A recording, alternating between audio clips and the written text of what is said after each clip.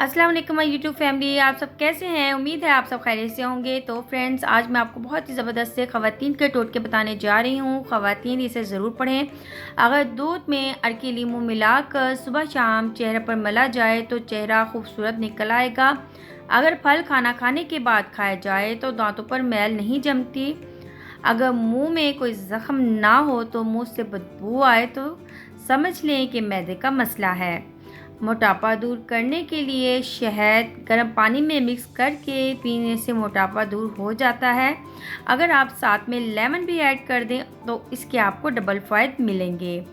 तो फ्रेंड्स, अगर आपके दांत बहुत ज़्यादा गंदे हो रहे हैं तो आपने क्या करना है, नमक और शहद से दांत साफ़ कर लें।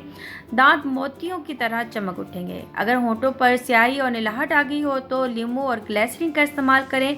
आहिस्ता आहिस्ता निलाहट ख़त्म हो जाएगी। अगर कोहनी पर बहुत ज़्यादा मैल जम गई हो तो आधा लेमन काट कर अच्छे से कोहनी पर मलें तो कोहनी की मैल दूर हो जाएगी।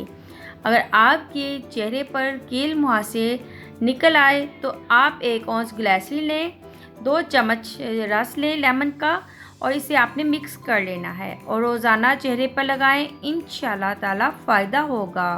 हाथ वगैरह जल जाए तो चूने वाले पानी में शक्कर डालकर घोल लें और जले हुए हिस्से पर लगाएं तो इंशाल्लाह ताला फ़ौरन आराम आ जाएगा।